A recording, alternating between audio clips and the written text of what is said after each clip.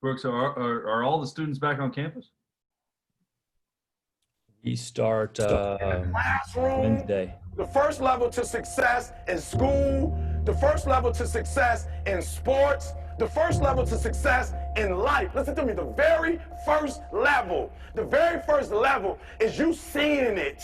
Like it's clear to you. Like you know exactly what you want. You know exactly when you want it. Listen to me. You know exactly what it tastes like. You know what it look like. You know what it smells like. Like before you really blow up, and you get success, like you literally have it in the palm of your hand without having it. I can't explain it to you guys. It's crazy. But when the video was blowing up, long before I started doing first class, I could feel it. Long before the money came in, I could feel like this is it. No, I'm not. I'm serious, guys. You got to know what it looks like, tastes like, feel like. Because you don't, you're going to compromise.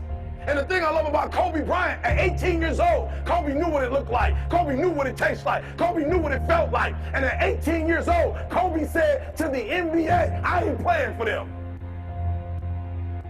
You 18 years old. You're about to make millions. How do you have the audacity to tell me you ain't gonna play for the Charlotte Bobcats? Back in the day, the Hornets. He said, why? Because I know what it looked like, and that ain't what it looked like.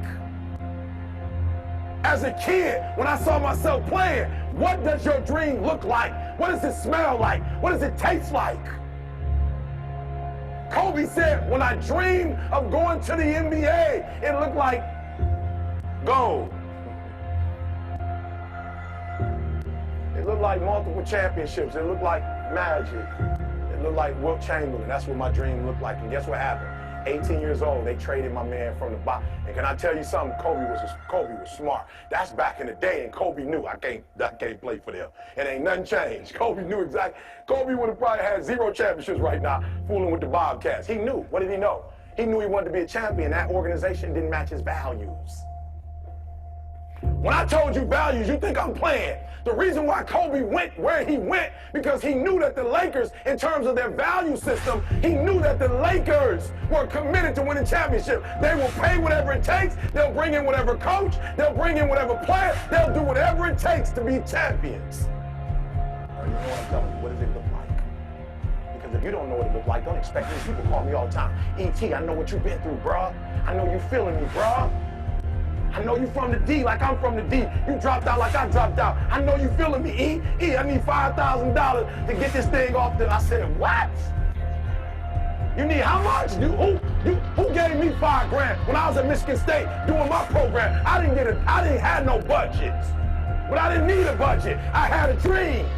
I didn't need no help. The president never came and said to me, E.T., we're going to help your program for this institution blow up. The president never came, and I never quit. I never gave up. Why? Because it wasn't her dream in the first place to take care of a group of kids from the D. It was my dream.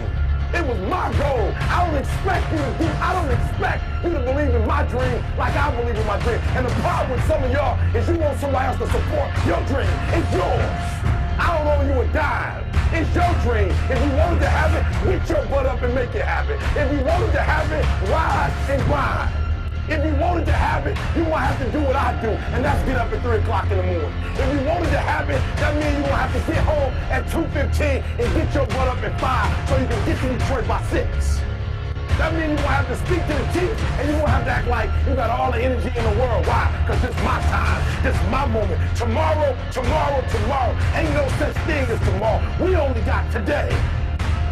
I ain't put my dream on nobody else, and I don't care what nobody think about my doggone dream. This ain't American Idol. I ain't gotta put my dream before you. I don't need you to make my dream become a reality. I got a wife that's counting on me. I got a son that's counting on me. I got a daughter that's counting on me. And my dream is gonna lie in the league when it's gonna live.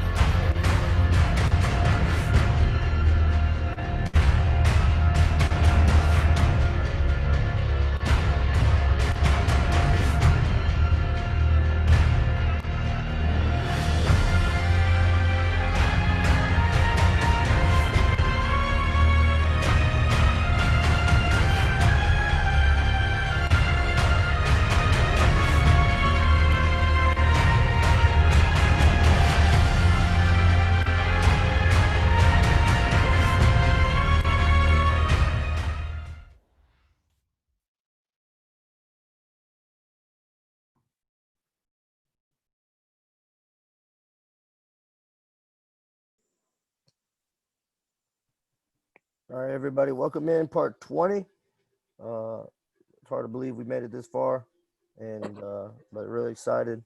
Obviously, I know it's a lot of people are getting back to it, back to the grind and everything. So, but really excited about tonight. Got three really good coaches on here that I'm really excited to hear from. So, obviously, what we'll do is we'll each coach will speak, share their journey, share some things they want to share. Then we'll open up for questions.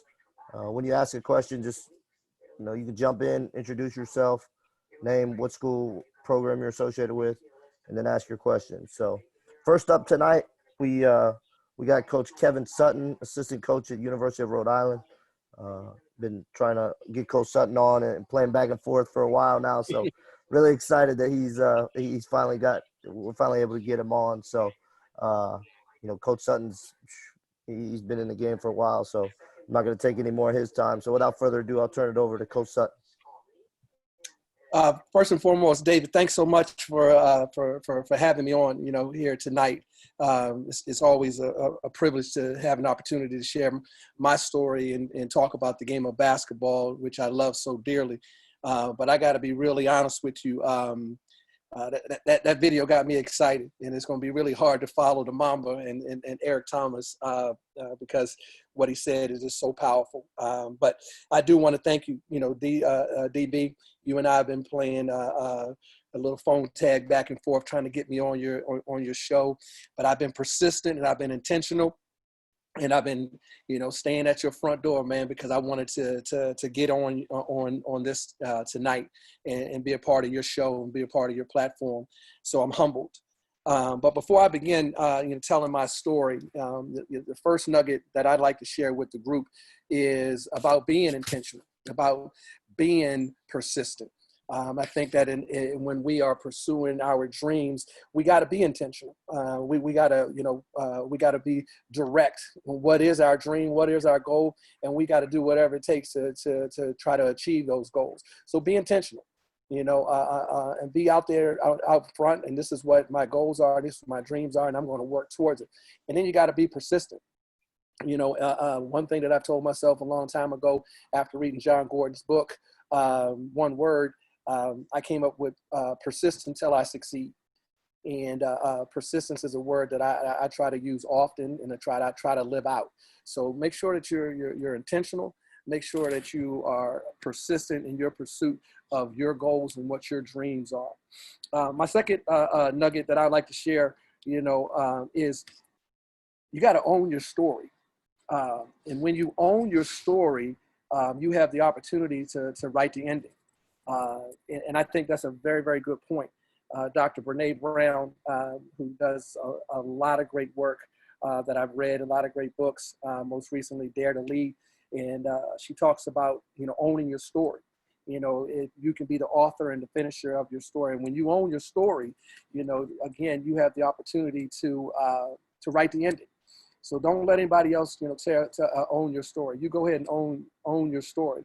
And then after you own your story, you got to make sure that you are willing to share your story. Tonight, I'm excited about the opportunity to share my journey, my story with you, because I know in some way, and hopefully in some way, you will gain something, you will learn something that will help you along your way to reach your ultimate goals. So share your story. And then after you share your story, be that person that's willing to listen to other people's stories. Before we began this Zoom, Coach Ogden and I, we were reminiscing at Five-Star Basketball Camp, one of the greatest camps ever. But we shared when he was a player, and we shared when he came back as a counselor. That was an absolute great opportunity for both of us to listen and then learn from other people, listen to their stories. And then when we got the opportunity to be counselors, we were able to now impart our wisdom and our knowledge and what we've learned on the people that we were coaching at camp. So I say to you, those two, that second nugget, own your story, invite you be the author and the finisher of your story. Share your story whenever you have an opportunity, and then, also be willing to listen, to your story. So with that being said, I do want to share my story with you. I got into coaching because I had great coaches. I was very blessed at a young age to have my youth coaches, starting with my father, and then other great coaches in the neighborhood that poured into me, not only as an athlete, which I played football and basketball, but they poured into me as a student and as a person. And then after I played youth sports, I was fortunate enough to play for Stu Vetter, who is a Hall of Fame coach in the Washington, D.C. area. He's the only high school coach to take 3 different programs and win national championships with him. So I had an opportunity to play for him for 2 years. And Coach Vetter is one of my closest friends right now and mentors. So I had great coaches in my life. So I knew that I wanted to get into coaching. So while I was at an earned scholarship to James Madison University, and so while I was there going into my senior year, I would commute home 2 hours over every weekend on Friday, and I would go back and coach my high school summer league team. And it was a great time. And we had Dennis Scott, we had Ronnie Thompson, and we had some very, very talented players, but I was learning how to coach. And it was a great experience. I had to come up with the practice plans. I had to, get the food ready. I had to drive the short bus. I had to take the players to the games, coach the game, bring them back home safely. And then I would drive back to school myself. And I was finishing up my, degree at James Madison University. Well, my coach at the time who recruited me, John Thurston, learned of me going back home and coaching, and he took an interest in me. He asked me, how was it going, and if I wanted to get into coaching. And I told him, I said, yes, coach, I think I do want to get into coaching after I finish playing. And he said, well, I have a unique opportunity for you. I can you can stay on scholarship, and I can make you a student assistant coach your senior year. And if you do a great job, then you can stay an extra year. But at age 20, your ego gets in the way. And I told him, I said, coach, I got to have to think about this, because I really want to play. I came in with these guys, and I want to go out with these guys, and I really want to play. But thank God I had my parents who had a big picture vision.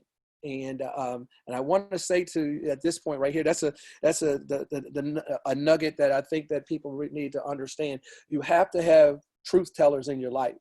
My parents were my first truth tellers. As much as they loved me and much as they wanted me to pursue my dreams, but they knew my talent level take me to play professional basketball. But it has taken me as far as I possibly could to earn a scholarship at James Madison. And so they had to be the ones to tell me that, hey, if you have an opportunity to get into coaching, that that's what you want to do, this is a great offer. You need to put your ego to the side, and you need to go back up there and you need to tell Coach Thurston that you'll accept the offer.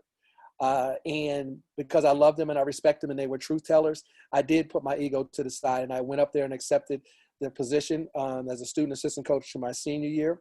And then I stayed for the following year, and Coach Thurston put me on my career path.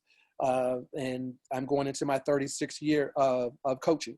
And so that was a tremendous experience that I had that I learned, and so that was just really important. And it's important to have you have truth tellers in your life, those people in your inner circle, what I call your circle of influence, that's going to tell you the truth whether you want to hear it or not. And then you got to have a big picture vision. And having a big picture vision, you got to start with the end in mind. What is my ultimate goal? And then how am I going to systematically reach that goal? What steps am I going to take to reach that goal? How important is longevity to me? If longevity is important to me, then I'm going to take the exponential steps, those small steps to get me to where I want to get to. If longevity is not important to me, then I'm going to cut every corner and turn a square into a circle, and I'm going to cheat my way to get to where I want to get to. But I won't have the staying power to last there. So that's really, really, really important. Okay. So after James Madison, I spent the next 10 years working for Stu Vetter. And if you read the book Outliers by Malcolm Gladwell, it said you need 10,000 hours. Well, I worked 10 years, so I got well over 10,000 hours of experience. And it was a great time because I worked for him while he was the head coach at Flint Hill for 2 years, Harker Prep for 2 years, and then at St. John's Prospect Hall for an additional 6 years. And it was an unbelievable master level college class in coaching. I learned every aspect of coaching. I started off as the middle school coach at practice at 3 o'clock. And then I was the JV coach that started practice at 4:30. And then I was his varsity assistant coach that started practice at 5:30. And I didn't get off the floor till 8 o'clock. And then I had to turn right around and be first person in the gym in the morning because Randolph Childress, George Lynch, Aaron Baines always like to shoot first thing in the morning. So I had to be that guy. And I learned that no job is too big or no job is too small. Everything is important. And Coach Vetter gave me unbelievable opportunities to grow. He would sit on the sidelines while I would run our player development, our preseason and our postseason. And I was getting invaluable exposure in front of coaches like Dean Smith, Coach K, a future Dave Odom, Terry Holland, and those type of guys, John Thompson.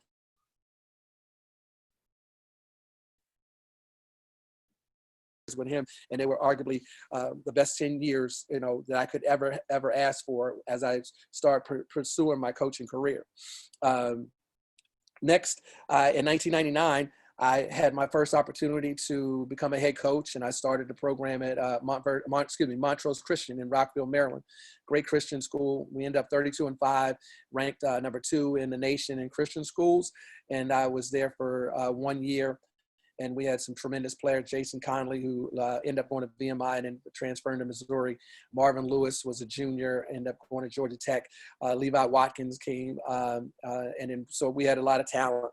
But I only stayed there for 1 year, and I went on to Old Dominion University, my second opportunity at the collegiate level, and I stayed at Old Dominion for 2 years. I worked for Jeff Capel Jr., rest in peace. And he gave me an opportunity because I had coached his son, Jason, for 2 years at St. John's Prospect Hall, where we won a national championship in 1998. But we got fired. So this is the first time in my coaching career where I got let go. I was on a staff that got let go. So my nugget number 4 for you is love the game, but learn the business. Love the game, and that's the reason why you played, and that's the reason why you got in it as a profession. But you need to learn that it is a business. I was a young father and a young husband, and I had to quickly realize that it's a business that regardless that I enjoyed Old Dominion, we got fired, we got let go, and we didn't win. So I had to, pivot, and my pivot led me back to high school, and where I started my second basketball program at Bishop McNamara High School in 2002 and stayed there for 2 years, 2002 to 2004. Bishop McNamara plays in the WCAC, which is the Washington Catholic Athletic Conference, and I call it the high school version of the ACC. So every night you're playing against teams like DeMatha, you're playing against teams like Gonzaga, Paul VI, O'Connell, St. John's, and you're playing against high-level Division I players, mid-Division I players, low Division I players, and an awful lot of talent. And so those 2 years at Bishop McNamara were a great experience, for me. But my nugget for my time at Bishop McNamara was make sure that when you have an opportunity to become a head coach at any level, hire a great staff. I had an absolute great staff at Bishop McNamara. I had guys who were committed to the success of the program. They were professionals. They were passionate about the game of basketball. And what's great about it is that one of my assistant coaches was Antoine Jackson, who's now an assistant at East Carolina. Another one of my assistant coaches is Marty Keithline, who's the head coach at Bishop McNamara. I turned the program over to him. And then I had another assistant coach by the name of G.J. Kissel, who's the head coach now of Good Counsel. So I had guys that were serious about the game of basketball, but more importantly, they were serious about the success of our student athletes. And then 2004 to 2012, I went down to Montverde Academy, spent 8 years there, built a program from scratch.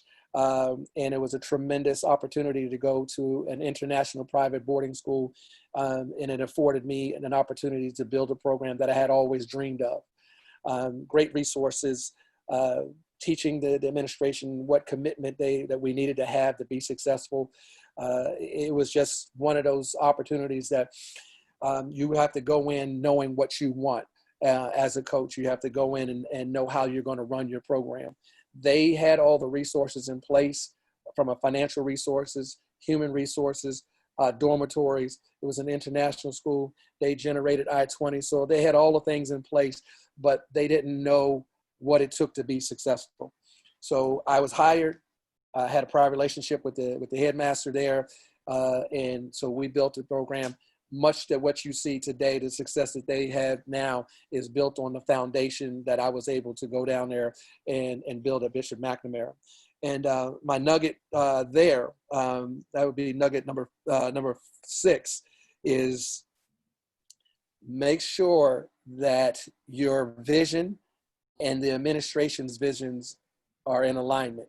And Chris and Brooks will tell you that if your vision and the administration's visions are not in alignment, no matter how good a coach you are, you're going to butt heads and you're not going to have nearly as much success as you could have or you will have when the alignment of the administration and the alignment of your vision are in alignment. And so that's nugget number 6 there. And now I've spent, the last 10 years at the collegiate level, 2 at George Washington University, 3 at Georgetown University. And then I went to 2 years at the University of Pittsburgh. And now I'm entering into my 3rd year at University of Rhode Island. And all of those experiences bring me to nugget number 6 that I would like to leave with you. And that is, 1, bloom where you're planted. Wherever you are, George Washington University, Georgetown University, Pittsburgh, or the University of Rhode Island, do your very, very, very best job, right there. Before you start looking outwardly at other jobs and trying to chase after other jobs, do a great job where you are and leave the place that you are better than you found it. And that way you will continue to successfully navigate your career and have opportunities to continue to move up. And so I think that it's really important that you also have a growth mindset and take from every experience that you are a part of. Learn from every experience because every experience is different and no 2 experiences are the same. And so, that's my story. The nuggets that I shared with you, I think, are nuggets that all of us can learn from. And Dave, I at this point, I can take questions or we can move on with the program there. Yeah, Coach, we'll appreciate that. We'll definitely take questions again. If anyone has anything, just go ahead and unmute yourself and you can ask your question. But Coach, I'll start off. Obviously, I was hoping you mentioned, but now you will. Can you talk about your term living trophies and kind of how that came to be and everything with that? I think that's one of my favorite terms that I've heard from you. And can you just talk about that? Absolutely, David. Thank you for giving me the opportunity to share this story with you. My 4th year at Montverde Academy, we had a team that went 30-0 and won a national championship. 4 years prior to when I took the job, they had never won a game. Okay, so 4 years later, we had assembled a team that went 30-0 and won a national championship. And so after the game was over, the reporter asked me, in one word, how do you describe this team?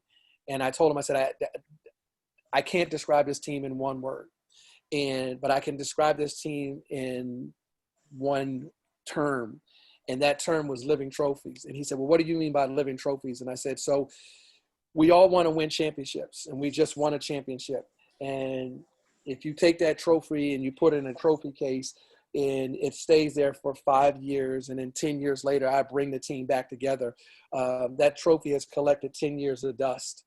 But when you take the opportunity as a coach and as an educator and you pour into the hopes and dreams of your players and your students, then they become your living trophies. And that team went 30-0, but by the time, and it was 10 varsity players and my starting 5 from my JV team. But by the time that all 15 graduated, they all earned scholarships. And I just looked at the picture 2 days ago, David, and it's unbelievable. in that picture, we have guys that have played professional basketball, guys that have gone on to become very, very successful businessmen, guys that have gone on to become, accountants. One guy's a sports agent, master's degrees. They've had tremendous amounts of success. But I knew it when we assembled that team, because we had been putting in the work and we had taken our time and we had assembled a team that epitomized everything that I stood for as a coach. I wanted student athletes that would value the education. They didn't have to be rocket scientists, but they had to value education. I wanted to recruit student athletes that were men of characters, that were not characters.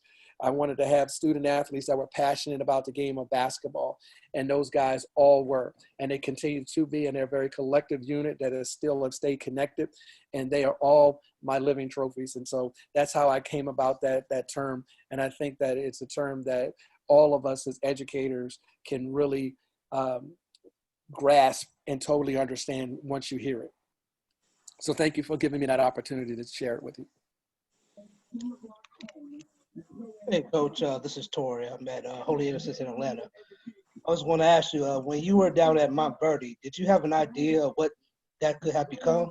I was living in Orlando at the time, and I was coaching at Lake Highland for the middle school program. Yeah. And I remember you guys used to come up to Orlando, Apopka, Altamont Springs, and beat the brakes for some of those schools there. So now that was my first time seeing you guys. That's my first time heard of boarding school aspect. Didn't even know Montverde was in the middle of nowhere in Central Florida. And you know what? Keep preaching that sermon right there. No, I honestly, I did. I was involved with Coach Vetter for those 10 years. And we had international students before, but we didn't have a boarding situation. Okay. So we had to put them with host families. So when I came down to Montverde, the headmaster of the school, his name is Casey Kesselring, and he was from the Hagerstown area, and we used to participate in his tournament. And there was a boarding school there. So he knew of us, and he knew of me in particular,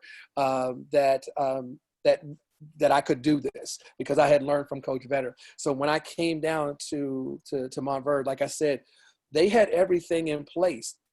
It was an international school. So when I brought in international players, they were a reflection of our student body. They had dormitories, so I didn't have to bring these student athletes in and then put them with host families. They lived on the campus. That was already in place. They had 120 acres, but they also had an endowment and had a financial aid based on need program already in place. So it wasn't like I had to go out and, raise the tuition or anything like that. All these things, were in place, and they were all legal by Florida State High School Association. So everything was in place. What I say is they had the right car, but they didn't know the direction, nor did they have the right driver. So when I came down there, it was the right time. I was the right driver. I knew the right direction, okay, and I could handle that car. And I was so prepared, because of what I had done, what I had learned from Coach Vetter, and what the two programs I had built prior at Montrose Christian and Bishop McNamara. I was prepared to go down to Montverde Academy and do what we were able to do. And actually, I was reading a book at the time, and the book was titled, "If You Want to Walk on the Water, You Got to Get Out of the Boat." And when I finished the book, I said, I'm making my decision. I'm getting out of the boat because I do want to walk on the water. Because like you said, Montverde, and people don't realize this, Montverde back then was an industrial school, and it was in the middle of nowhere, and people didn't know what it was. But, it was a situation that I knew I had the commitment from the administration, and I had the vision. So I really didn't know what I was doing, and I was prepared for the moment. Coach. Jay Witt. Coach, I have a question for you. You've been Yes, in a lot of different schools for the last 10 years between George Washington, Georgetown, Pittsburgh, and now URI. What's the biggest life lesson you've learned in the last 10 years, and then the biggest lesson basketball-wise? First and foremost, that's a great question. For all you guys on here, John Wick is a manager at Rhode Island, and he's going to be a tremendous coach because he is very, very passionate about the game of basketball. The first life lesson I learned, John, is stop chasing levels, bloom where you're planted, okay? Stick your flag in the ground and do a great job right there. Stop chasing levels, because it's not about levels. You know, where can you have the most impact? And that's what I want to do. I want to be in a situation where I can have the most impact. I want to create as many living trophies as I possibly can. And I want to leave an impression, and I want to leave a place better than I found it. So that's number one, okay, is stop the chasing the levels, okay? Bloom where you're planted, and where can you have the most impact? And then the second, what was your second question, John? Biggest lesson you've learned basketball-wise on the court? The biggest lesson I learned from basketball-wise is that you have to have talent. When we were at the University of Pittsburgh, Coach Stallings is a great tactician, excellent with X's and O's, but we're playing in the ACC, and we did not have enough talent to compete in the ACC. So subsequently, my second year, we didn't win a game in the ACC. And people can say, you know, what you want. Coach Boeheim doesn't run a lot of plays. Duke doesn't run a complicated system, but they got better players. So you have to have players to be successful. Thank you, Coach. Mm-hmm. Gav, how you doing? Rasheed Davis, obviously known you a long time.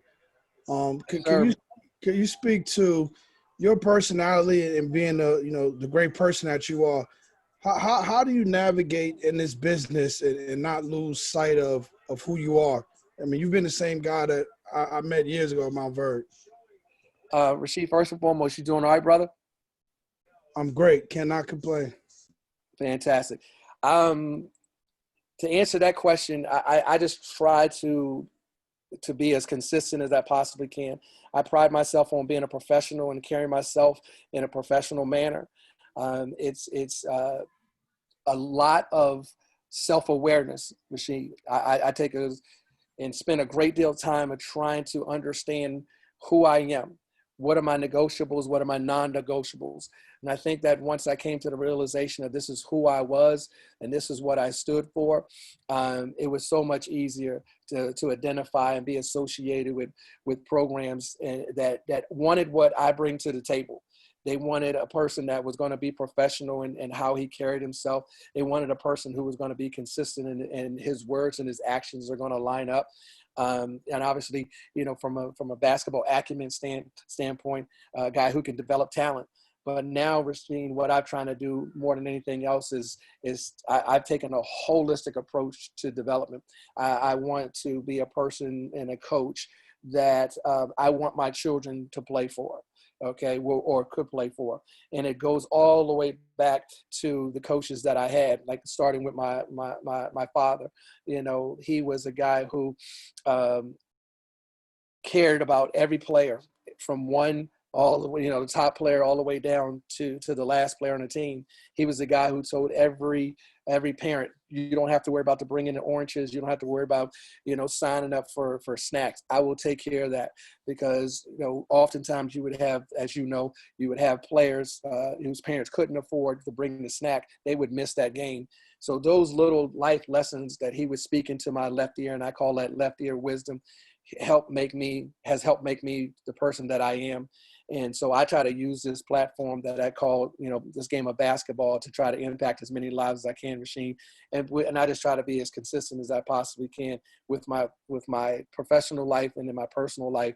And I'm a Christian, so I try to live out my faith. Thank you. You're welcome.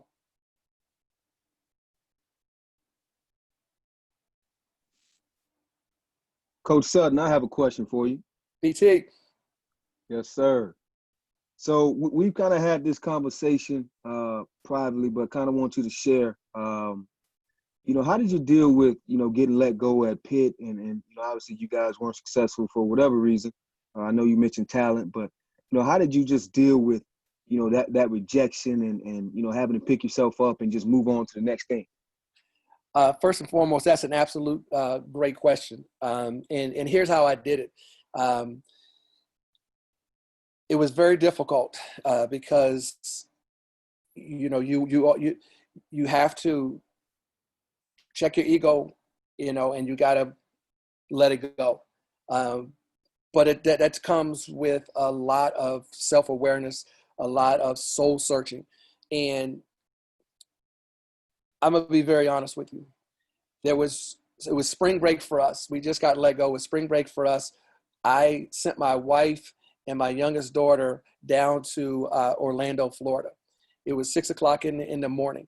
I walked my dog like I always do, came in, put them in the car, send them down to Florida. And I sat in my chair in my house all day. I was in a dark, dark place. I never turned on a light. I never fed the dog.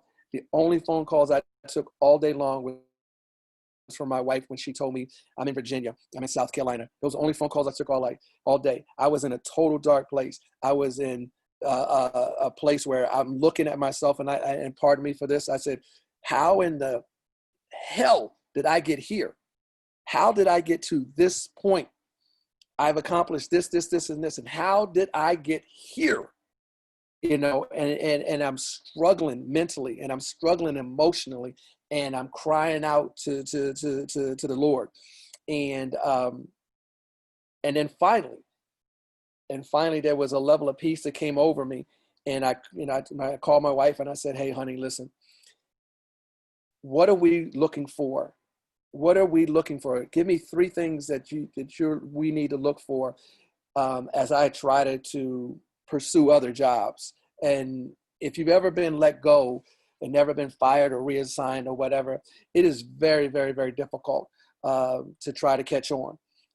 So you got to catch a break, and you got to be lucky for things to happen. So my wife and I we talked, and again, back to having a truth teller, and she is one. We looked for 3 things. We wanted one, since I just got off on a coaching staff where we were 0-18, and people were now telling me, oh, well, you haven't won. And I was like, wait a minute here. I didn't win this year. You're right. Okay. But you're trying to discredit the other 28 years of winning, Okay. So you saying now I got to get with a program where I got to win. Okay. So I was looking for a program that won. All right. 2, I wanted to be on a coaching staff with a guy that I had a prior relationship with. I did know Coach Stallings. He recruited Stephen Chiang from me, but I didn't know him intimately. And now he's become a better friend. Okay. But I needed to be with the guy that valued what Kevin Sutton brought to the table. And then 3rd, I wanted quality of life. And that particular time, my youngest daughter had adrenal insufficiency, and adrenal insufficiency is when your adrenal glands, doesn't tell you, fight or flight. It is starting to shut down. And so we had to, look at a situation that was going to be a better quality of life than for her health care. And so at the time I was involved with Charlotte, I was involved with South Florida, and I was involved with Rhode Island. I knew Ron Sanchez, and I have respect for him. So I was really interested in that. I loved living in Florida. Okay. I had a great time in Florida. So South Florida was interesting, but Rhode Island won out because they met all 3 of those criteria for me. And they had won, and they had the ability to sustain winning. I knew David Cox when he was a high school player at St. John's, and we had known each other when he broke into the business. So I had a great deal of respect for him there. And I wanted to be a part of his staff to help him build the program that he had always envisioned. And 3rd, living in Rhode Island has been great. It's an hour and a half away from Boston, and Boston had the number 1 hospital in the world to deal with adrenal insufficiency. So when God has a plan for you, he can move, and he makes everything, come together the way it's supposed to be. But I have to tell you, DT, I was in a bad spot, man, mentally, emotionally, physically, and spiritually.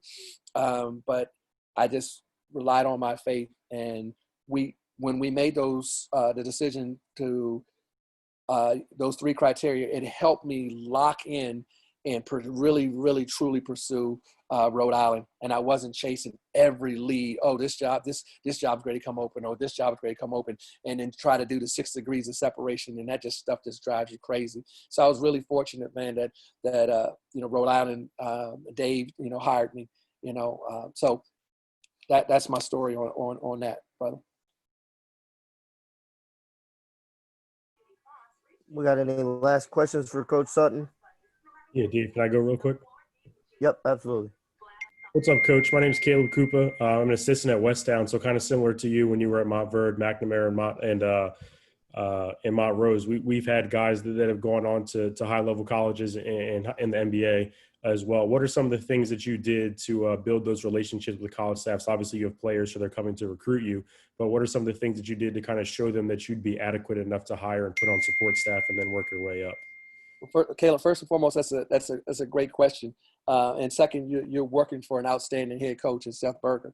Okay, so your job is going to be a lot easier, and here's how it is, because you're working for a guy who has a great deal of respect, and he's not trying to push players to the highest level and all over this and trying to control the whole situation. He's going to give you room to grow. Okay. And that's important for you to take every opportunity as a growth opportunity. No job is too big. No job is too small. Every job is important. You got to drive the bus, drive the bus. Okay. You got to get the food. Okay. You got to check them back into the dorm, You got to sweep the floor, be the best floor sweeper. All of that stuff is important. And so when college coaches come in there, be professional. Be professional. If a high major coach comes in there or a D3 coach comes in there, you have to be consistent. And here's a life lesson for you. Coach Benner, okay, would only, and he'll be the first one to tell you, I only deal with the head coach. Fine. I'll deal with the assistant coaches. But guess what, Caleb? I built up a network with those assistant coaches that Coach Benner didn't want to spend time with that is still is still growing to this day, because guess what? Those assistant coaches became head coaches. They became head coaches. And so when they were looking for an assistant coach, they came looking for Kevin Sutton. So you always treat people with, the same level of respect. Don't treat one person, with more respect than the other. Value, be a professional, carry yourself in a professional manner. Whatever Seth has for you to do, it's a growth opportunity. Put your ego and check it at the door. Don't we tell the players to check the ego at the door? But why should us coaches not check our egos at the door? Everything's a growth opportunity. Some things you grow and some things you learn and you'll take them with you. And some things you say, you know what? I'm never doing that and I'm not going to take it with me. Okay, and that's a great day too, when you start to discard, things. And then you start to say, okay, this is what is of value to me. So I guess what I'm saying to you, and I can surmise this, is carry yourself in a professional manner, okay? Introduce yourself, first name, last name, with a strong handshake, okay? Ask for their contact information. Follow up with that note. Hey, coach, thank you so much for coming to our open gym. If I can ever help you in any way, feel free to contact me. Build your network organically, all right? And please, whatever you do, don't ride the coattail of your players. Let them, that's their dream, and let them, help them get there. And then you have your dream, and it might be like you want to be at that level too. Run your race, live your life, and you'll get there on your own merit. And when you get there on your own merit, guess what? You're going to be so much better off, because you can sleep at night, okay, knowing that you got there on your own.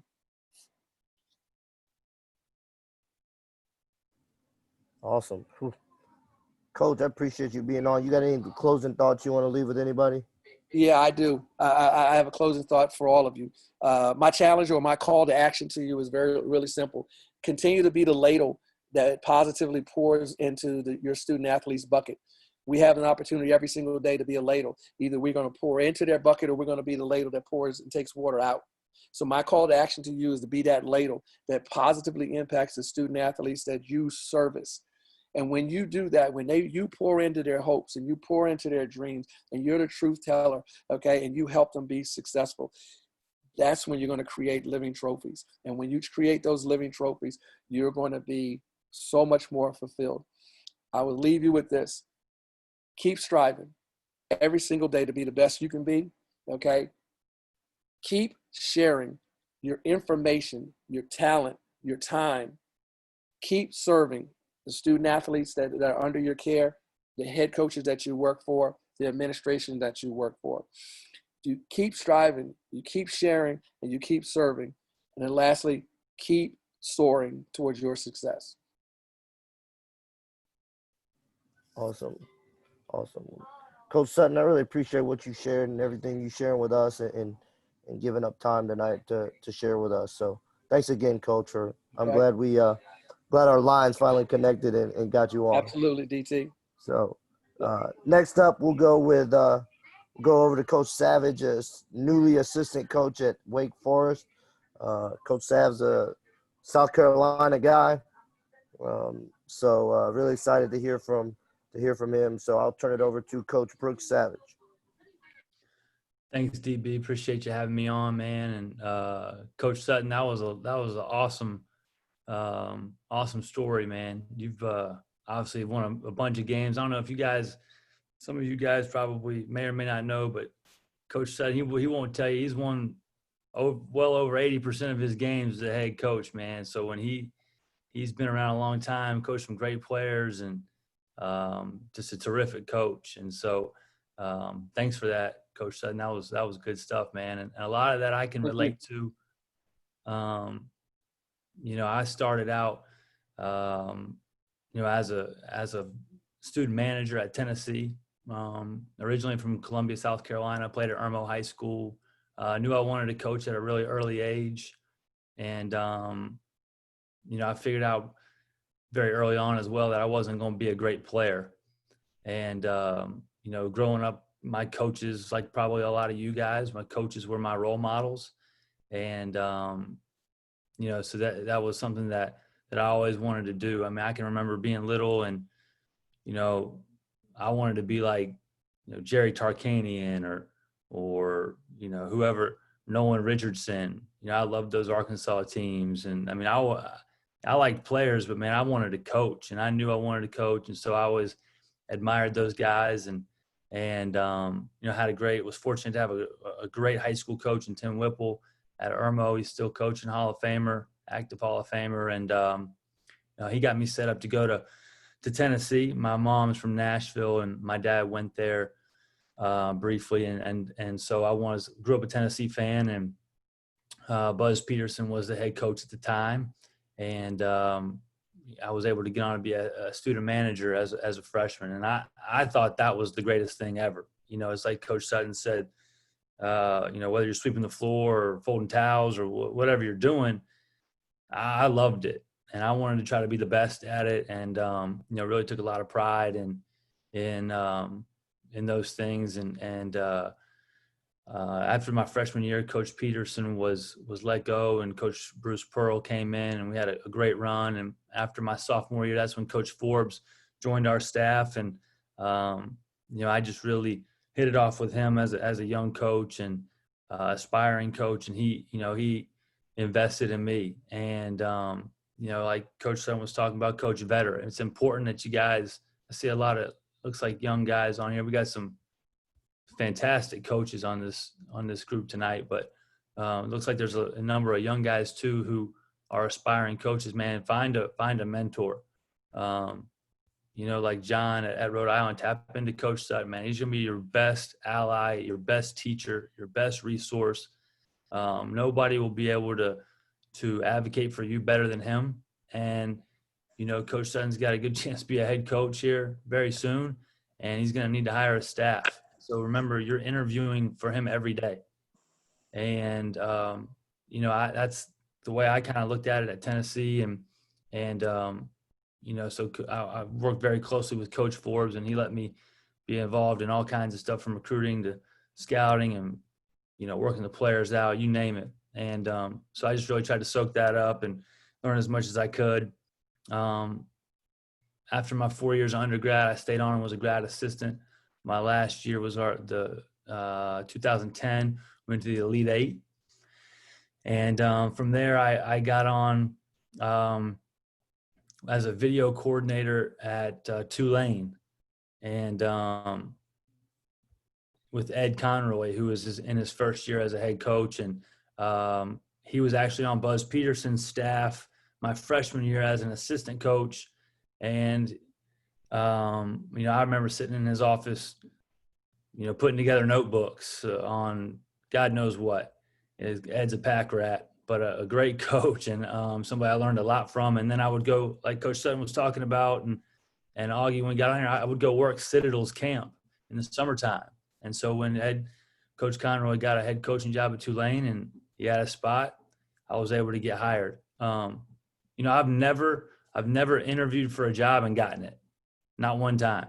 And that's why relationships are so important. And anybody on here can tell you that. And you guys have heard that and already know it. But I've never interviewed, cold called, hey, like Coach was talking about 6 degrees of separation. Can you get me involved with this job? I've never gotten one like that. Maybe people do. I don't know. I haven't. So I was there for 1 year and I just really wanted to coach. And for you young guys, that's going to be important, man, because it's going to come down to how can you get players? Do you have experience in recruiting? Do you have experience on the floor coaching? And the best way to get that, and again, I was so in tune to everything Coach Sutton was saying, chase the opportunity, not necessarily the level, the opportunity. And if you can, don't chase the money.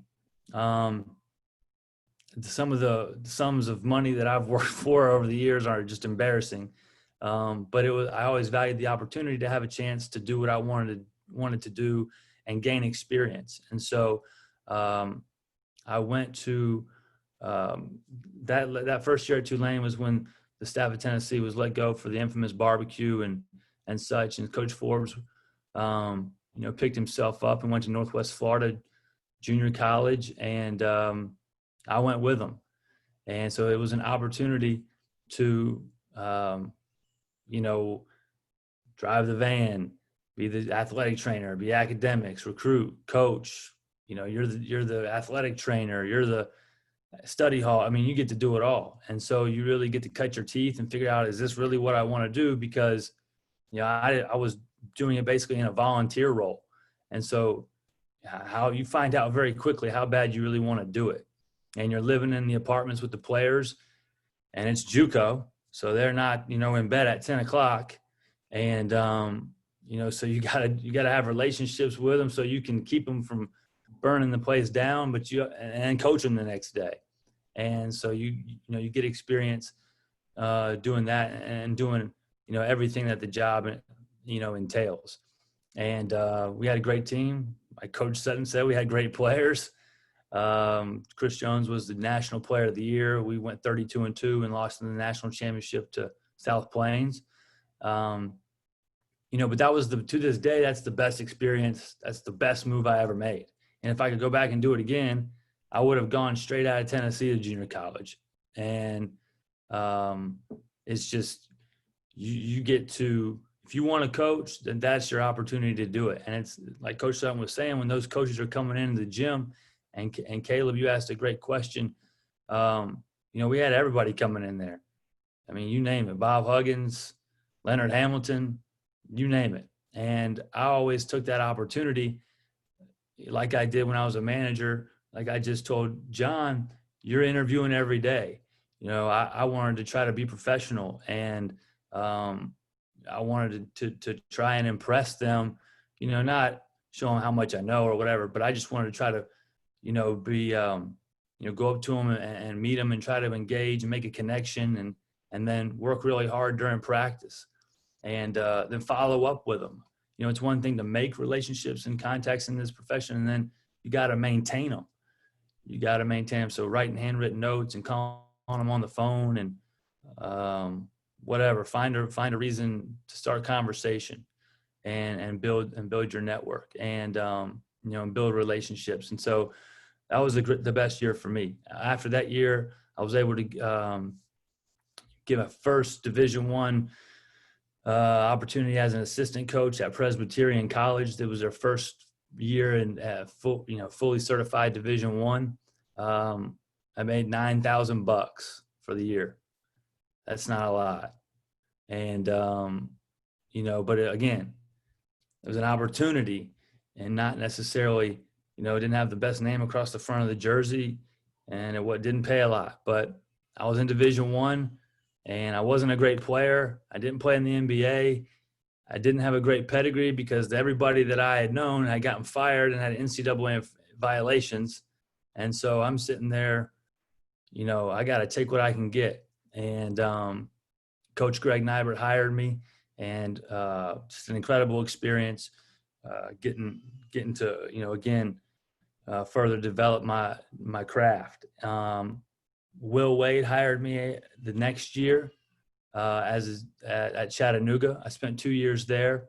And when he went to VCU, Coach Forbes got hired at East Tennessee State and luckily hired me back, at ETSU, where we spent the last 5 years and built that program that's got great tradition and got it back going again and won 130 games in 5 years. And, I had coached some really good players and, had a great run. And then this spring, obviously got Wake Forest and brought everybody with them. But, so that's my path. A lot of you young guys on the call, find a way to, make yourself valuable.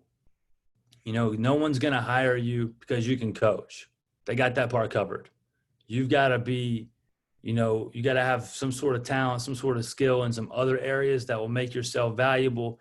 And then from there you can grow.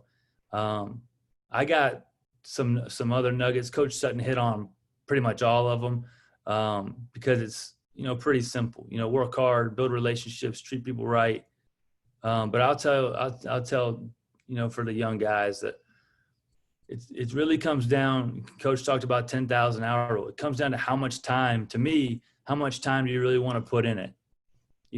When you're going, I see my man Scott. Do you go to Tennessee? I see the flag up there.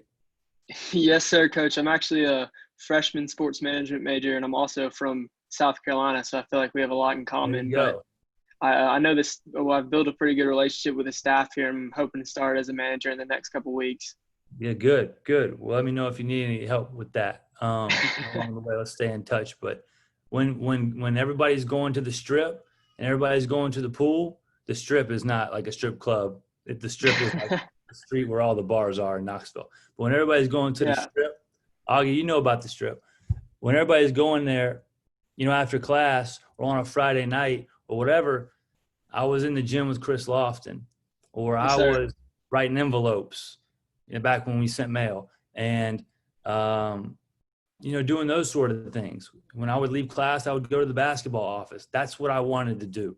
And so by being around that much and the amount of time that I was spending there with coaches and things, opportunities started to create themselves. And I was the one that was there. So I got the opportunity to do them. And that made me valuable. So that's what that would be my biggest advice, for the young guys on here is if you want to do this, man, you're going to have to invest in an inordinate amount of time, and you'll have opportunities presented to you that no one else will because they're not around. And so that was probably the one thing that, was the most valuable for me. But that's my story. If anybody, I put my contact information over there in the chat. You can get it from DB. If anybody would want to talk more, you can hit me up. We'd love to visit with you individually. And if anybody's got any questions, fire away.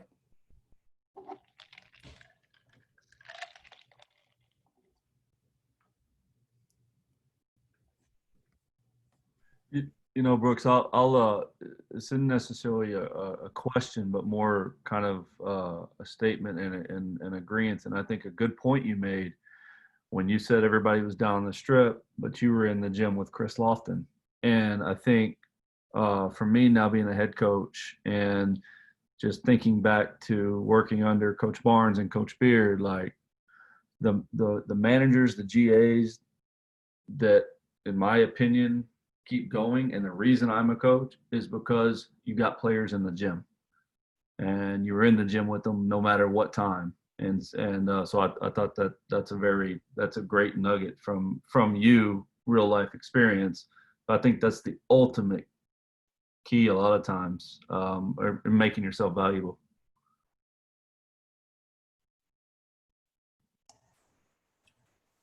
Hey, Coach. Tiger Aldridge from Brunswick Community College.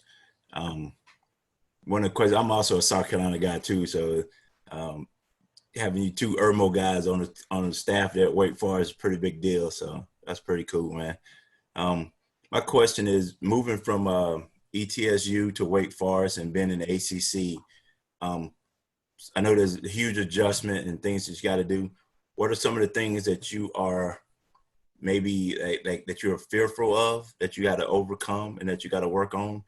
And like, what's maybe one or two of your goals in your first couple of years there at Wake Forest? That's a good question. You said Brunswick Community College there with Walter Shaw? Yeah, definitely. Me and Walt been together. This is our 21st year together. Oh man, you guys do a great job. He's the best, man. Appreciate you being on here. Thank you. I appreciate you, man. It's been an interesting transition just because of everything that's going on COVID wise, not being able to get out on the road. We have an unbelievable facility that's not even a year old. I call it the Palace. It's incredible. NBA level facility.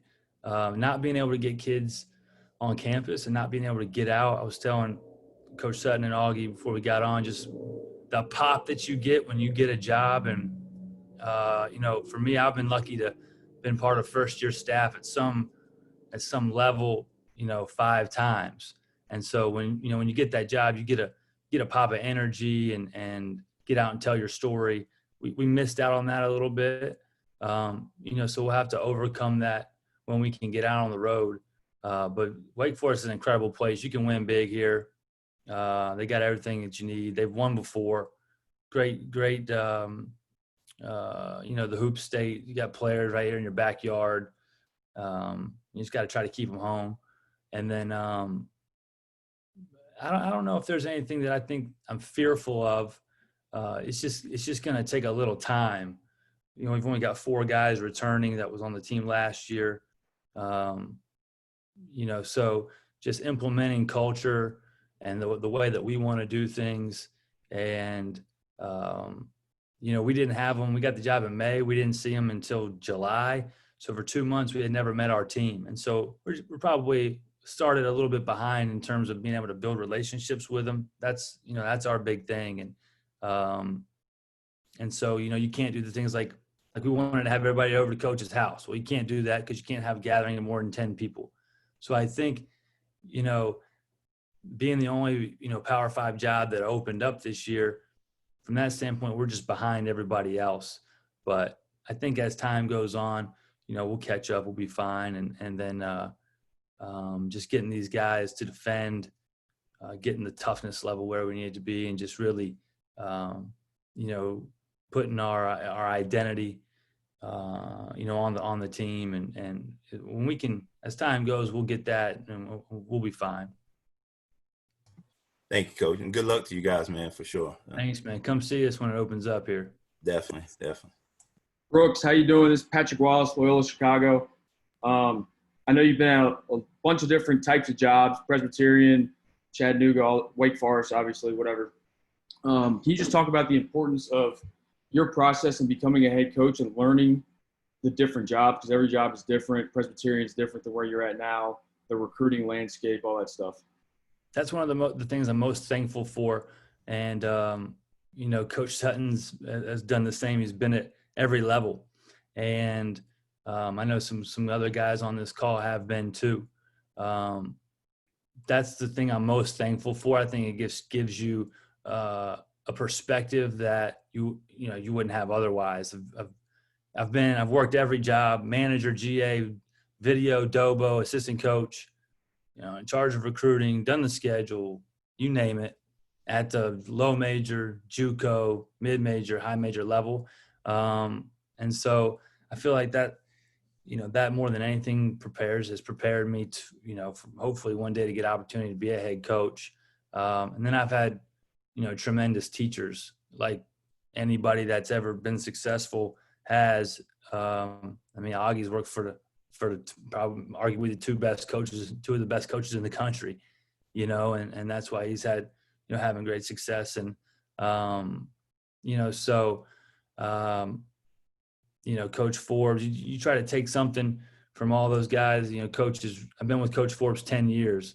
And so a lot of, we share a similar philosophy, and a lot of the stuff that we do here is not overly complicated, but it's effective. And he got it from Greg Marshall, and he got it from Billy Gillespie, who got it from Bill Self. And so you start branching that tree out, and there's some pretty good coaches that you've had a chance to learn from directly or indirectly. And I think that, like Coach Sutton was saying, just allowing yourself to have the opportunity to learn, having a growth mindset is extremely valuable. But it's that perspective and getting out there and being at different levels and seeing different things that I think is the thing I'm most thankful for.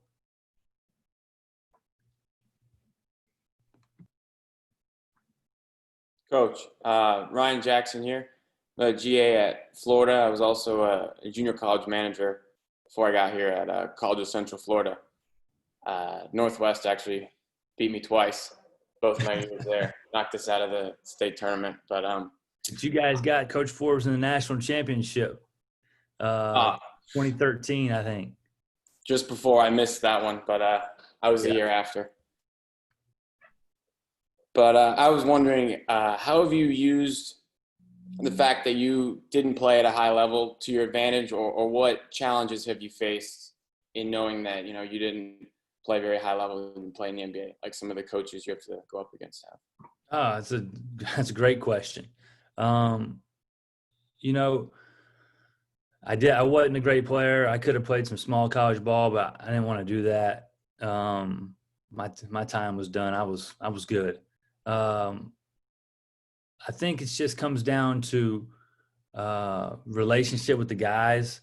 I don't think there's a long list of guys that were good NBA players that have been marginal coaches in college. Keep it real. I just think that you gotta invest time in them. Got to get to know them. You gotta help them develop on the court, off the court. And I think you gotta work, because you don't have a playing pedigree, and you may or may not have a great coaching pedigree. So you gotta work, and you gotta probably be someone that can wear a lot of hats initially. That can do a lot of different things. But as it relates to coaching players, it's just invest in them, spend time with them. And I haven't really, to be honest, that's never really been an issue for me. I just always, you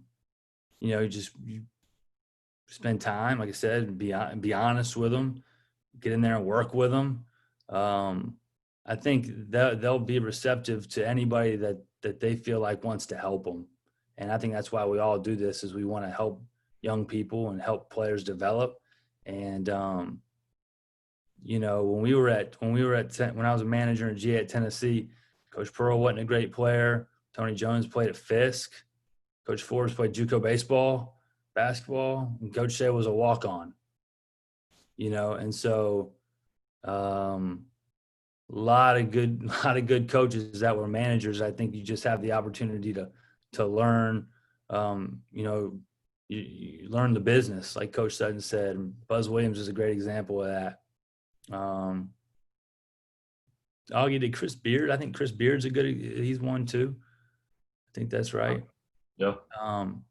You know, but it's about people. I don't think necessarily what you did as a player determines what you can do as a coach. Obviously, there's some things that, you know, players experience, you know, that I didn't. But at the end of the day, I'm not sure how much that really matters. So don't let that, you know, deter you at all. Appreciate that, Coach. Thank you. Coach Savage, Darrell Robinson, Danville High School in Danville, Illinois. What's up, Coach? What's going on? How you doing? Good, man. Good to see you. Good to see you too. I got a question. Okay, on a class of 21 kids, right? First of all, how's y'all recruiting going? And then, what advice would you give a typical high school kid, class of 2021, right now with COVID going on and how strange recruiting's going? Yeah, it's a tough time. 21's going good. I think we're right there on some guys. We got one commitment. Had to dip into the home state and get one. You know, I'm not sure how it'll go here in the spring with the COVID or the one-time transfer rule. You know, that's going to be interesting to see what happens with that. But I like the direction we're going. I like the guys that we're on. The advice to a high school kid, you know, it's tough, man. If they've been able to play here in the summer, you know, and having any stuff streamed, you know, obviously put together some tape.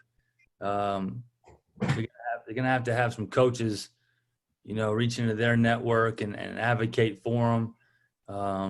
You know, some guys that can try and find them a place that'll be a good fit, you know, level-wise or style of play-wise or what have you.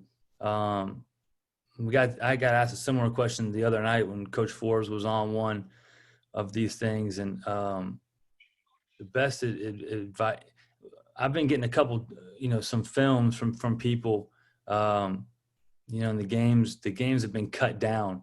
I think anytime you can send a full game, but it's not an hour and a half long, I think that, you know, is more inviting for us to watch. You know, and then I would say this, you know, some kids have jumped at some of these offers, and that's fine too. But I wouldn't. I talked to a coach today.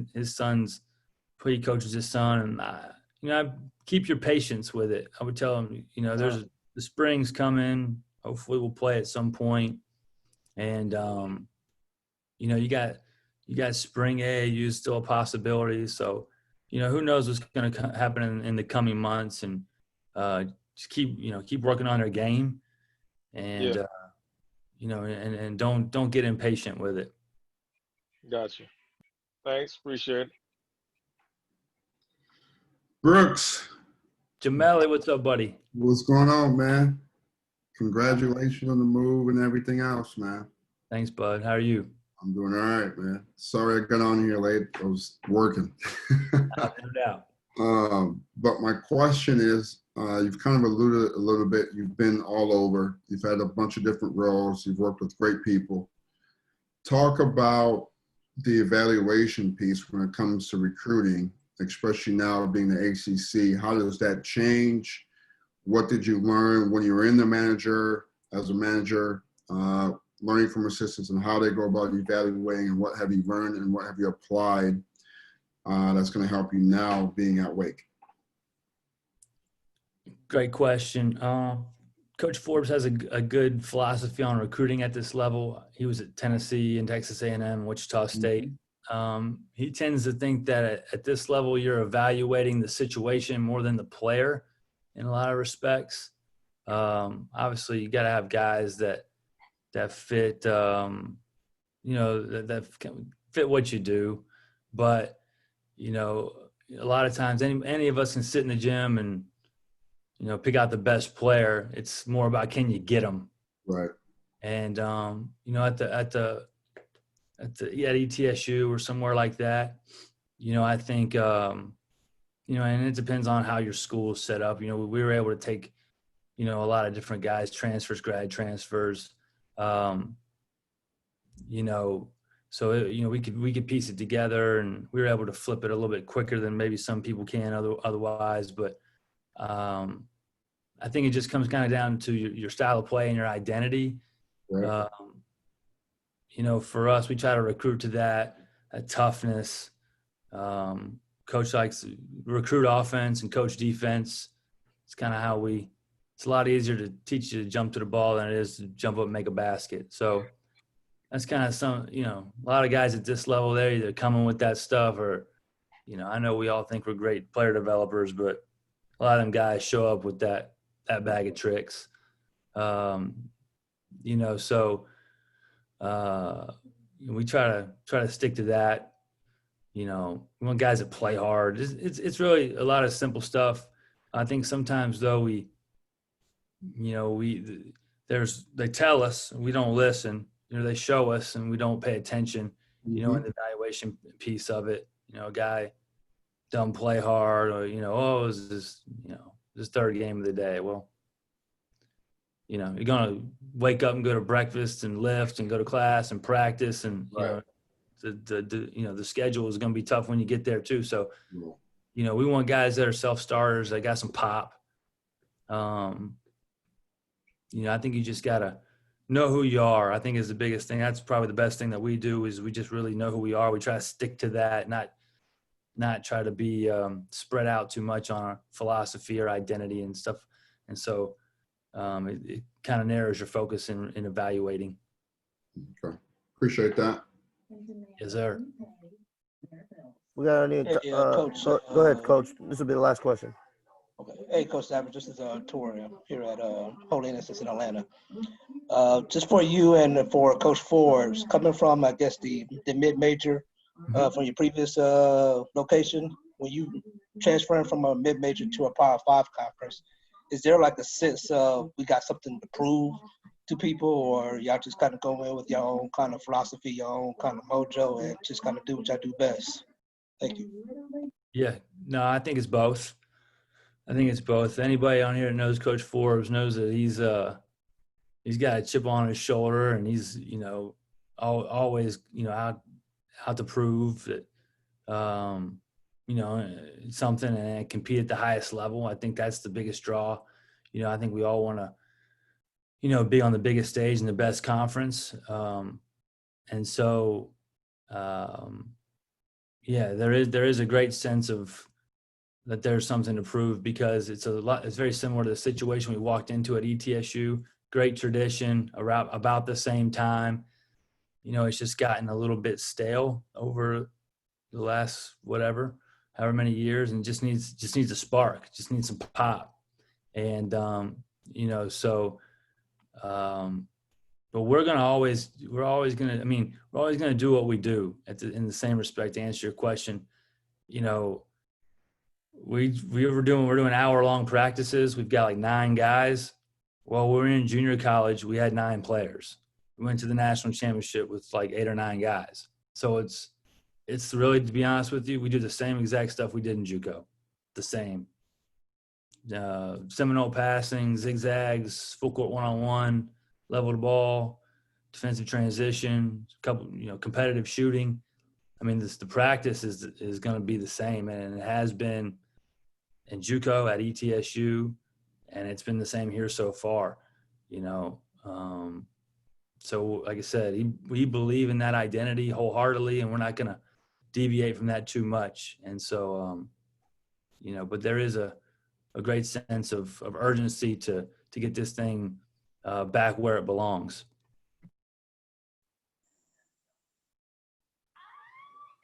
Awesome.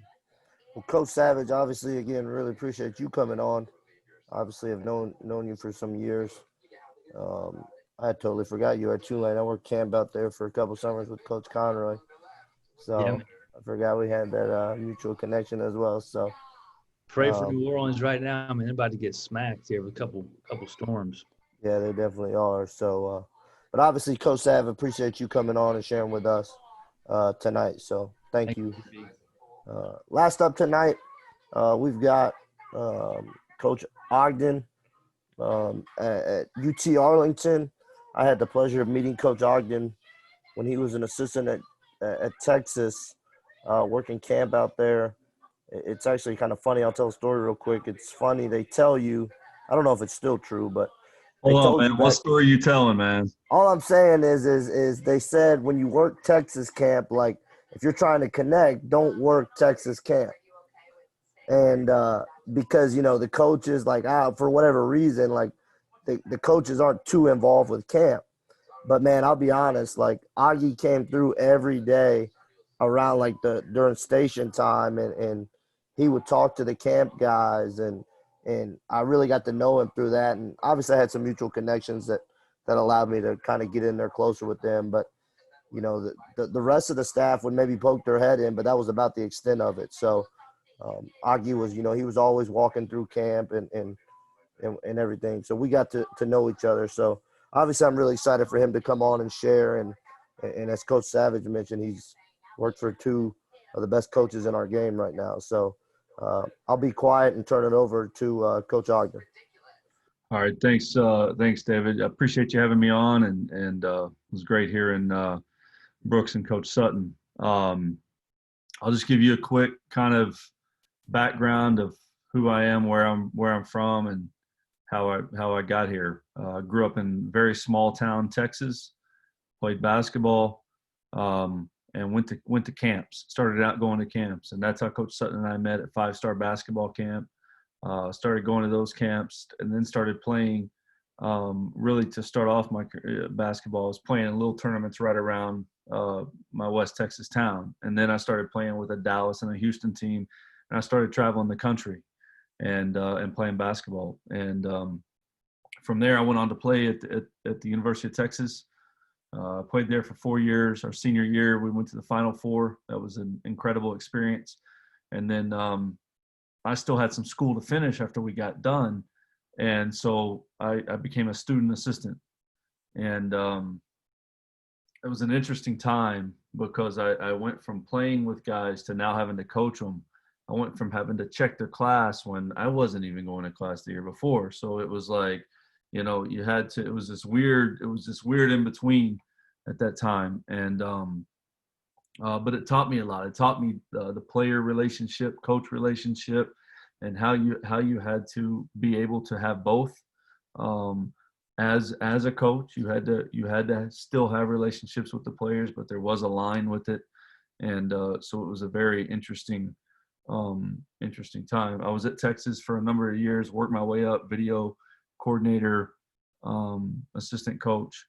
And, you know, from there, with looking back on my time there, when I got out of playing, and kind of thinking, why did coach move me up? Like I didn't really know what I was doing.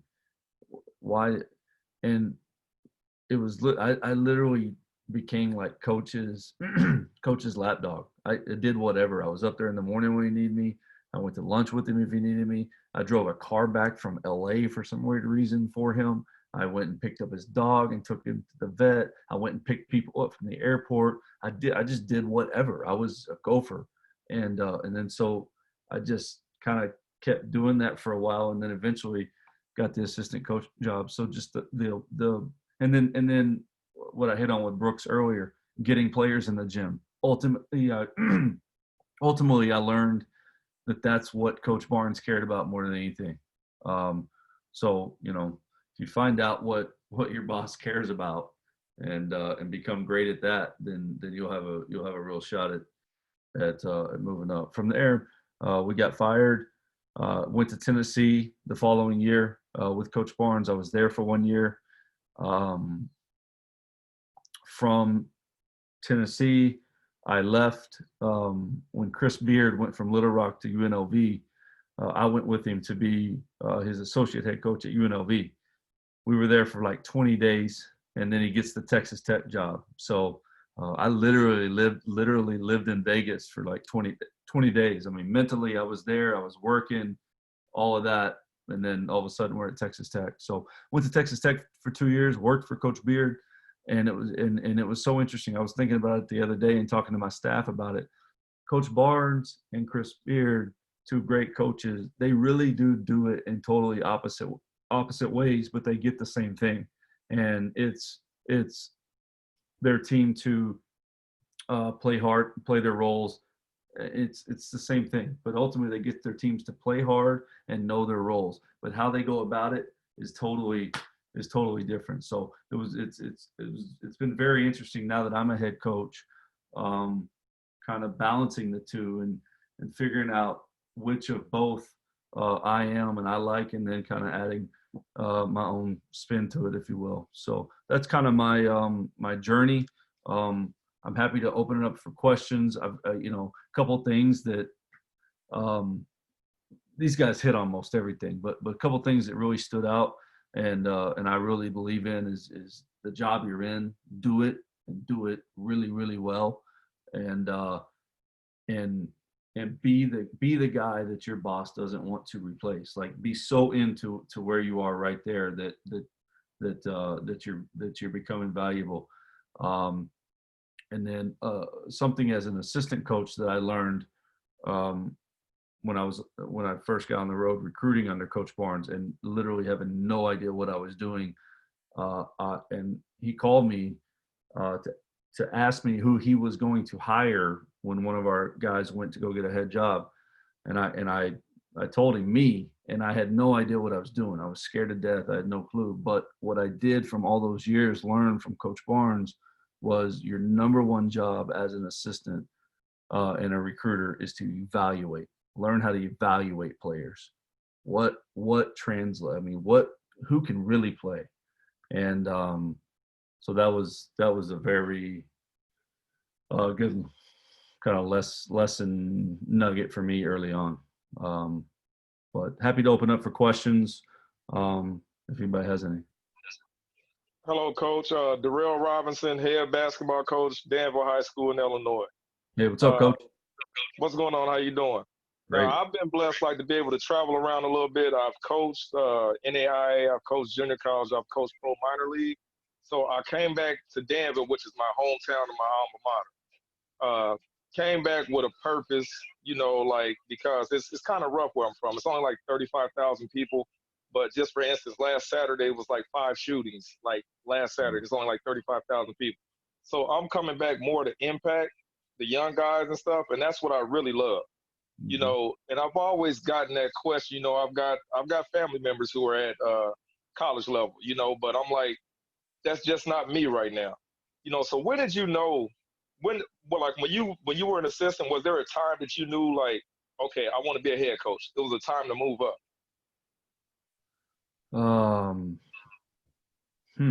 That's a good question. Because you kind of always think it, you kind of always think it, that you want to be a head coach one day. But is there any, what I will say to that? I did know that even though I had been at Texas and Tennessee, and I'd been under Rick Barnes, and in part of my brain, I'm like, I want to be a head coach. I did know the whole time that I needed to see a different way to do it. I had only played under one way and seen one way.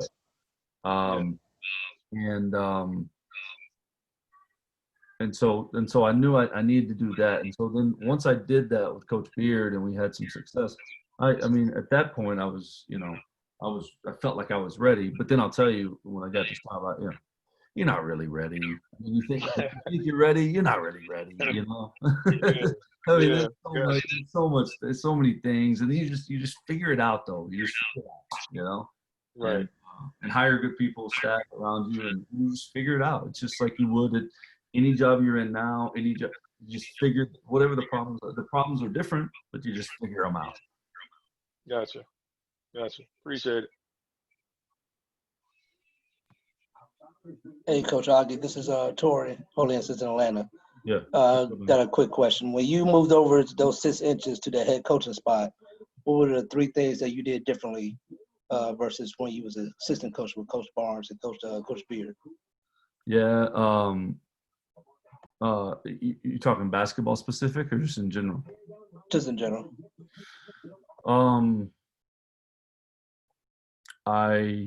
One thing I did was I instituted a lot more yoga. We didn't do it all at Tennessee or Texas. We did it a little bit at Texas Tech. It was kind of a part of what we did every now and then. But here I took it to another level. So that was kind of different. Couple of things offensively I did were different than both of them. Just I don't know why. I guess probably because of the way I played the game more was that reason. I wasn't, I'm not afraid to keep it in one guy's hand more, ball movement sometimes. Just a couple different things like that. I would say, but for the most part, for the most part in the first 2 years, when any certain situation came up, I would try to emulate what one of them did, whichever one I thought handled this situation better. I would try to emulate it to a certain degree. Does that make sense? Yes, sir.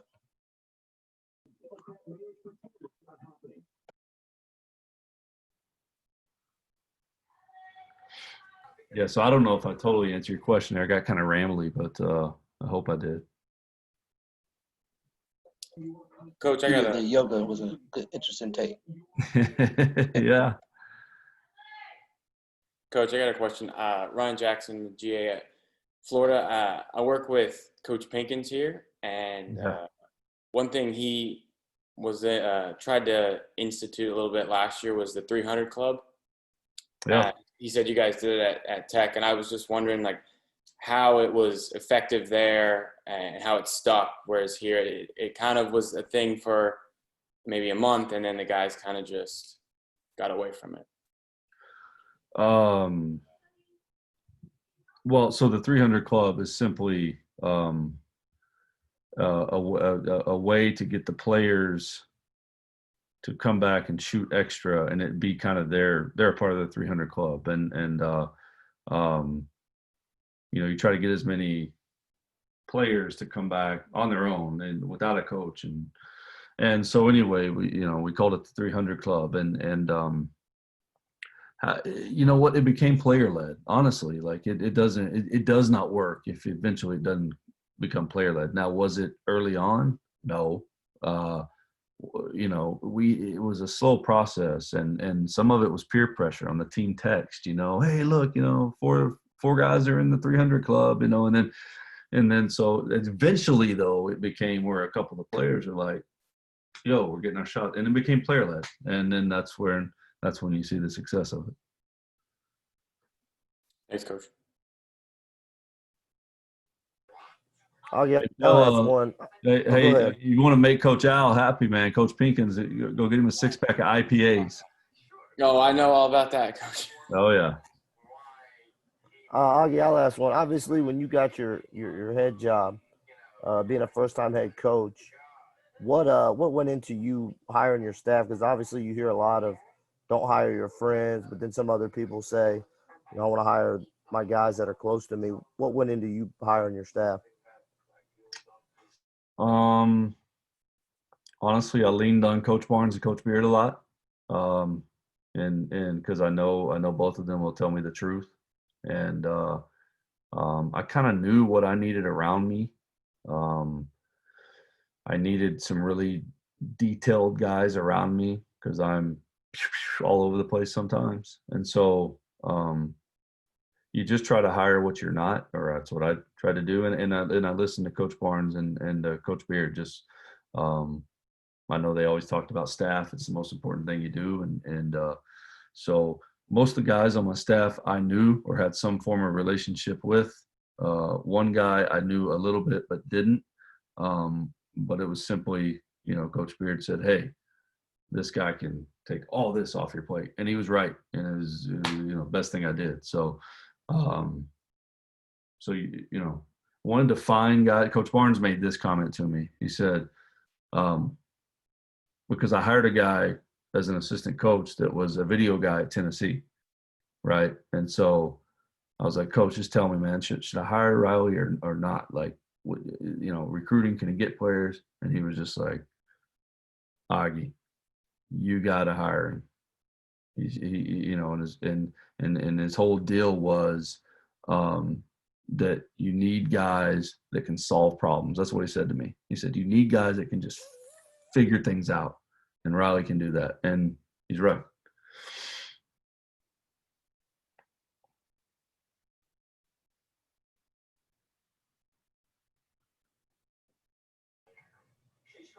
We got any other questions for Coach?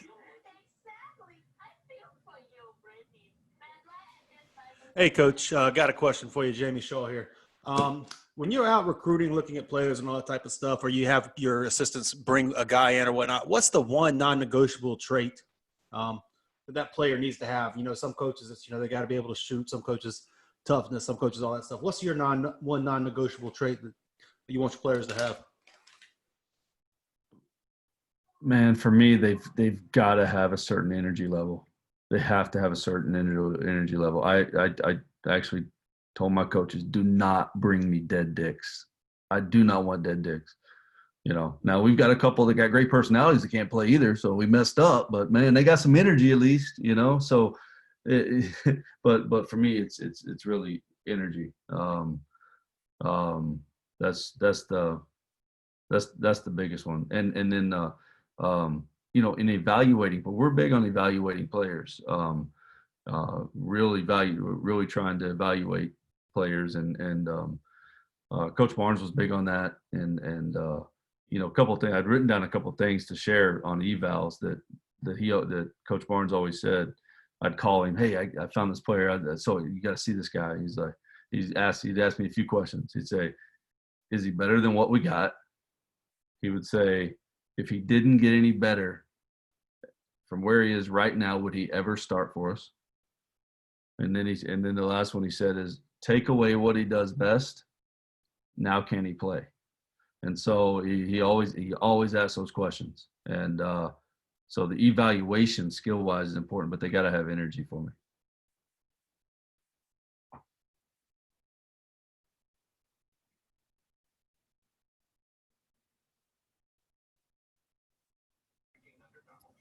So I'll ask another one. Augie, when y'all got let go of Texas, obviously, you know, it was kind of publicized, but what is one of the biggest things you learned from Coach Barnes in that time?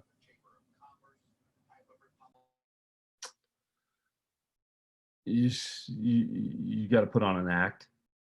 I mean, it was for him. It was like, I mean, think about it. He spent 17 years there. Went to Final Four, Elite Eight, Sweet 16s, pros out. I mean, 2 national players of the year. You know what I'm saying? Like, he built this Texas program. Bam, fired us. Now we're at Tennessee, but you would have never known it. You would have never known it. We're at Tennessee. Boom, boom, boom. But like, you would have never known it. I know it hurt. You know, I know it hurt. And so that was the biggest thing, is how to just act.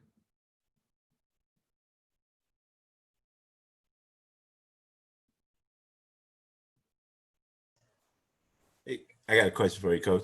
Hey, actually, it's just when you were at Texas, were you on the staff? Was Rodney Terry on that staff at that time? Oh yeah. Rodney is one of my mentors.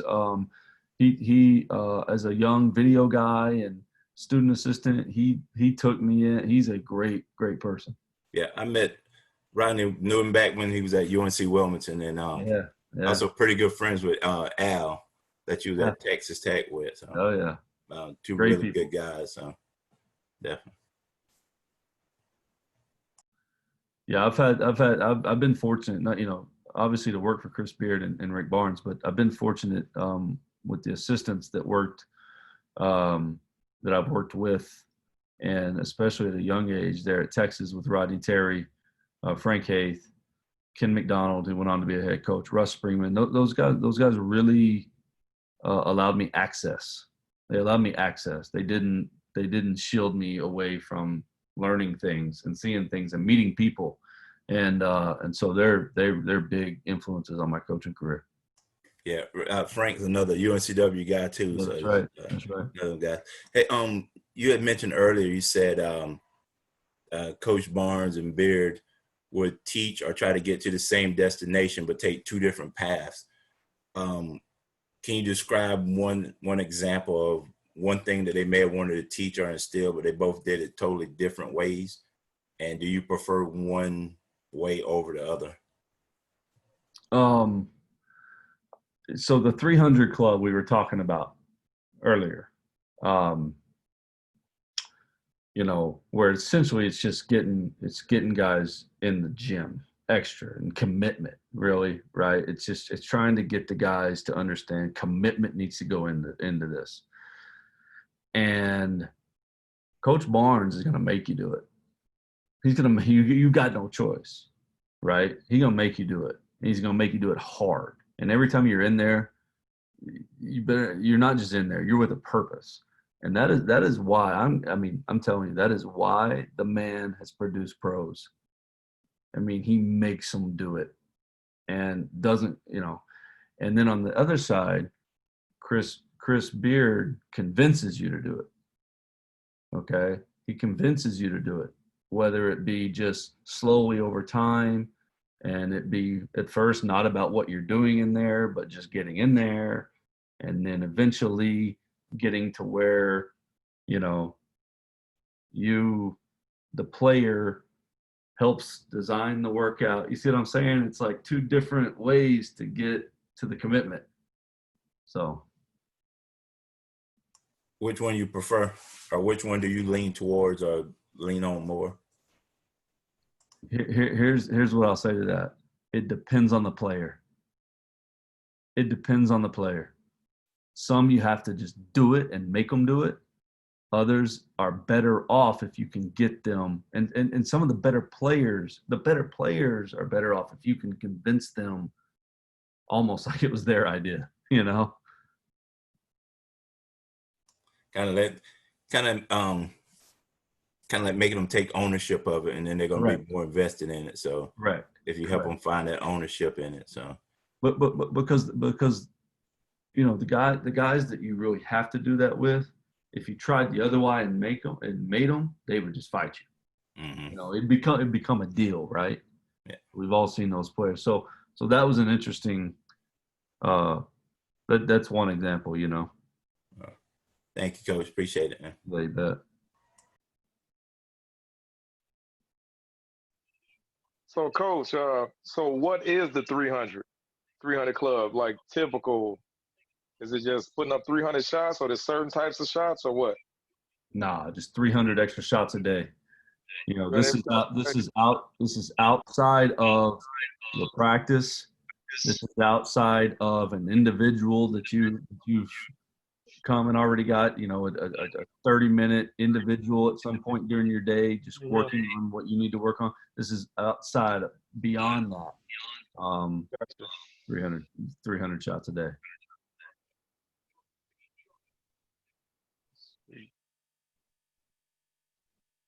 Thanks. Coach, I got a question.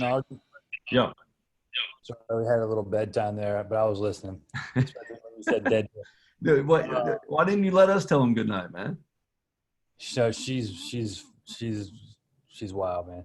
Anyway, I've worked for a lot of different people, and you've worked for two of the best. Was there any adjustment period when you've worked for guys like that are so good and doing a lot of what they did to be successful, but also in your own voice and with your own style? Just talk about that transition. I get adjustment. Yeah. No, there's a huge adjustment. There's a huge adjustment because you're just used to suggesting to them, right? So then it's like now you're getting a lot of suggestions, and it's like I'm like, well, yeah, well, tell me what to do, and they're like, well, it's up to you, and I'm like, damn, okay, and so there's an adjustment there, and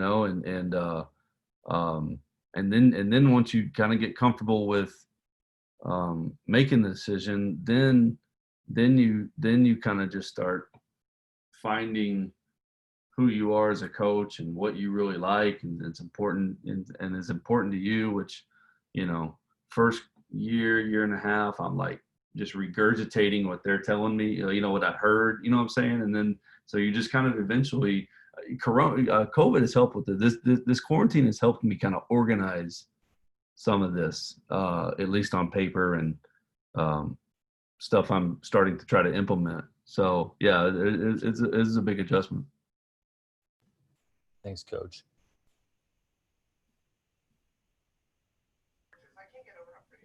Anyone else have anything for Coach Ogden?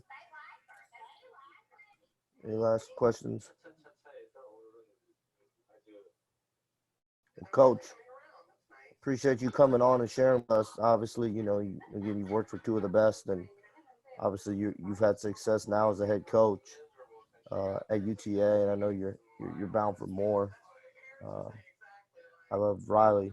Riley was my transportation to and from at camp. So when you talk about getting stuff done, that's Riley to a T right there. Yeah, so he's talking to Riley Davis, my assistant, and that's a good example of doing whatever. I mean, he played a little junior college ball, coached a little bit, but came to Texas, walked in my office, said he wanted to get into it, asked me my advice, and I knew he was from my hometown. So, and I told him, I literally told him, don't do it. Go to a beach and open a bar, is what I told him. And but he insisted otherwise. And what he did, he just started coming to practice, and he was just hanging around practice, watching. He was he just hung around, and then Coach Barnes loves being with working with players after practice and stuff. And so Riley would just kind of be around until Coach left, and then eventually, like, Coach is like, "Who the hell are you?"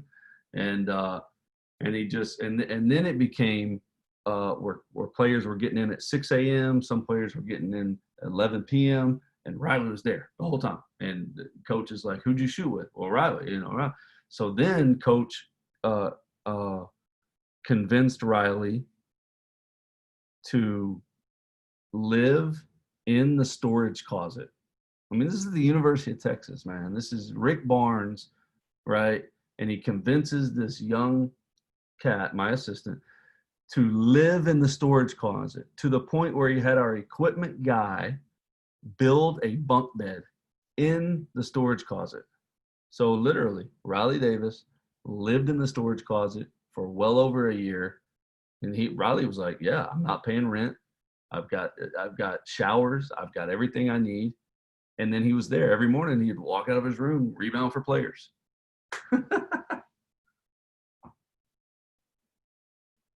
No, absolutely. I remember that right inside that little room, right off the practice floor. He literally had a bed. I mean, he lived there. Yeah, right near the balls and the cones and everything. Yep. No, absolutely. So, but Coach, man, again, appreciate you coming on and sharing your experiences with us. Do you have anything you want to leave? No, I appreciate y'all having me. Basketball's awesome. I love the thing I love the most about basketball is the people and the stories and the different and the diversity and culture, and that's what I love the most. So I appreciate it. Reach out to me. I put my stuff in the chat. Feel free to reach out to me. Come see us. Come watch a practice. Practice is always open. So yeah, enjoy it. And Scott, man, we'll help you. We'll help you with Tennessee. All right. Thank you so much, Coach. I'll reach out to you tomorrow morning. Okay, perfect. So thanks, guys, and obviously, just a little plug on Scott. He was just a young guy looking to get in and hit me up. He went to he's actually a senior in high school and helped out at my alma mater as a senior in high school as a manager at a college, Division II school, and he hit me up this summer, wanted to help out with our Upward Stars organization, so we got him on, and he helped out for a few weeks before he left for school. So I told him there's a bunch of Tennessee plugs coming on tonight, so he made sure he was front and center. So, but no, obviously I appreciate Coach Sutton had to jump off, but Coach Savage and Augie, I really appreciate you guys sharing with us and what you guys sharing, part of your experiences and everything. And obviously I appreciate everyone coming on. I know it's kind of getting back, everyone's getting back to it, but obviously appreciate everyone coming on. So thank you guys. We'll see you, and we'll be back again next week. Thanks. Yep. See you guys.